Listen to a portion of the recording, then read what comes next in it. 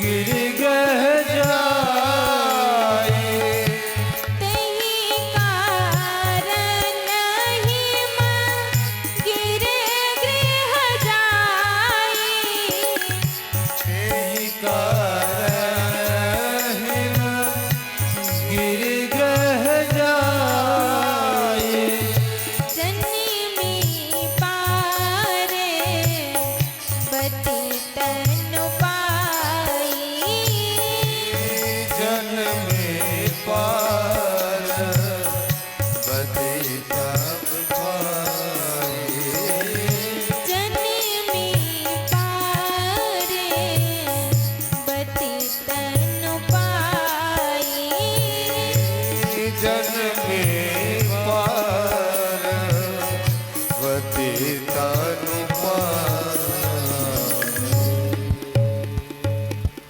राम जी को बुलाकर उनको बारंबार प्रणाम करके माँ सती कहती हैं कि हे भगवान, मैं आपसे ये कहना चाहती हूँ कि मैं इस देह को तो त्याग दी हूँ, और जब मेरा अगला जन्म होना तो मैं ही शिव जी की पत्नी बनूं। मैं उनको पाने के लिए ही इस शरीर को त्याग रही हूँ। भगवान शिव जी ने कहा, भगवान राम जी कहते हैं तो देवी आपको दक्ष की ही बेटी बनना है? कहने लगी ना, इसी के कारण मैं मर रही हूँ, इसी पिता के कारण मैं मर रही हूँ। आप मुझे इसकी बेटी नहीं, आप मुझे चाहे तो पत्थर की बेटी बना देना, पर इस दक्ष की बेटी नहीं बनाना। मैं दक्ष की बेटी नहीं बनना चाहती। भगवान राम जी ने कहा ठीक है, और उनको आशीर्वाद देकर वहां से चलते हैं। पुनः शिव जी, देखिए शिव जी सब देख रहे हैं आंखें बंद करके कि वहां क्या हो रहा है, पर जब तक कोई संदेशा, वहीं से जब ये संदेशा आया कि सती जी ने अपने शरीर का त्याग कर दिया है, भगवान को क्रोध आया और क्रोध से वीरभद्र पैदा हुए, और वीरभद्र जाकर सारे यज्ञ को विध्वंस करते हैं, दक्ष का सर काट देते हैं। फिर सारे ऋषि मुनि आकर भगवान शिव जी से कहते हैं कि यज्ञ हो रहा है, अधूरा है, कुछ करिए। तब भगवान शिव जी दक्ष को बकरे का सर लगाकर यज्ञ को पूरा करते हैं। और सती माँ अब नीलगिरी, अब वहां पर्वत पर जाकर और मैना हिमांचल की बेटी बनती है। हिमांचल की बेटी के रूप में माँ पार्वती का जन्म होता है। और जब माँ पार्वती थोड़ी बड़ी हुई तो भगवान नारद जी आ गए। जब नारद जी आए तो हिमांचल जी ने कहा कि नारद जी, आप मेरी पुत्री का हाथ देखकर बताइए, मेरी पुत्री के हाथों में क्या लिखा है। देखिए गुण तो हमें नहीं जानना कि क्या है, पर मेरी बेटी के हाथों में दोष क्या क्या है, उसके भाग्य में क्या दोष है, आप ये बता दीजिए। भगवान नारद आकर कहते हैं कि आपकी बेटी देवी है, जननी है, जगदम्बिका है, इस संसार से परे है। आपकी बेटी के नाम से इस संसार की स्त्रियां प्रतिपादन का पूजा करेंगी, पतिव्रता का पूजा करेंगी, सती के नाम से, पार्वती के नाम से, दुर्गा के नाम से। कहने लगे हिमांचल जी कि मैंने आपसे ये तो नहीं पूछा, मैंने आपसे दोष पूछा, दोष क्या है मेरी पुत्री के हाथ में। बोले वैसे दोष तो कुछ नहीं है, पर बोले पर तो बोले विवाह में इनको तपस्या करनी पड़ेगी, तब जाकर भगवान शिव जी इनको प्राप्त होंगे। देवी ने कहा हाँ ठीक है, मैं तपस्या करूंगी। और छोटे से ही उम्र में जाकर 10,000 वर्षों तक माँ पार्वती ने तपस्या की, तब भगवान शिव जी मिले। और भगवान शिव जी माँ पार्वती जी को, अब क्योंकि जब सती ने अपने देह को त्याग दिया तो भगवान शिव जी समाधि में चले गए। अब सब ये सोचने लगे कि उनको समाधि से जगाया कैसे जाए। अब सारे देवी देवता जा जाकर परेशान हो गए, उनकी समाधि खुल ही नहीं रही थी। भगवान शिव जी की समाधि कोई नहीं खोल पाया। फिर गए कामदेव जी को भेजा गया कि आप जाइए और भगवान शिव जी को जगाइए। जैसे ही कामदेव जी ने बाण मारा और भगवान ने जाकर उनके हृदय में लगा, और जैसे ही हृदय में लगा ना, उनकी तीसरी नेत्र खुल गई भगवान शिव जी की। और ढूंढने, क्योंकि कामदेव जी आम के पेड़ पर चढ़कर और पत्ते से अपना मुंह को छुपाकर फिर बाण मारते, क्योंकि उनको पता है कि यदि भगवान की तीसरी नेत्र खुल गई और देख दिए तो भस्म हो जाऊंगा। छिप कर गए आम के पेड़ में और पत्तों से अपना मुंह छुपा लिया और बाण मारे। जैसे ही भगवान शिव जी के हृदय में वो बाण लगा, भगवान शिव जी की तीसरी नेत्र खुली। और नेत्र खुली तो भगवान शिव जी देखने लगे कौन मारा। देखे तो पहले तो कोई दिखाई नहीं दिया, फिर छुपे हुए आम के वृक्ष में कामदेव जी दिखे। जैसे ही भगवान शिव जी की नजर पड़ी, कामदेव जलकर भस्म हो गए। और देखिए भगवान शिव जी के विवाह की बात कैसे हुई। ताड़कासुर जन्म लिया और जन्म लेकर भगवान की पूजा करता है और पूजा करने के पश्चात जब भगवान प्रकट हुए तो कहने लगा मुझे ऐसा वरदान चाहिए कि मैं कभी मरूं ना।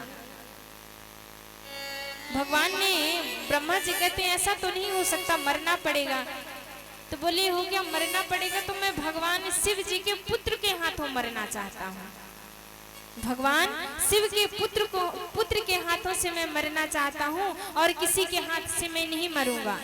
अब उसको ये लगा कि भगवान शिव जी गए समाधि में, अब वो तो आने वाले हैं नहीं और मैं उनके पुत्र से मरूंगा तो वो विवाह भी अब नहीं करेंगे और जब उनका पुत्र ही नहीं होगा तो मुझे मारेगा कौन। यही सोचकर उसने ये वरदान मांग लिया और जैसे ही मांगा देवी देवता फड़फड़ाने लगे कि अब ये करेगा, सबको परेशान लगे भगवान शिव जी को जगाने। राम जी जाकर शिव जी से कहते हैं कि मैं आपसे प्रार्थना करता हूँ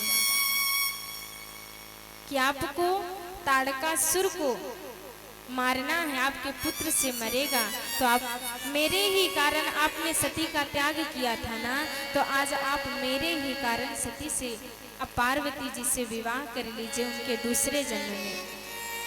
भगवान शिव जी जिनके हृदय में, भगवान शिव जी के हृदय में राम जी निवास करते हैं तो उनकी बातों को वो कैसे कहते हैं ठीक है मैं कर लूंगा विवाह। अब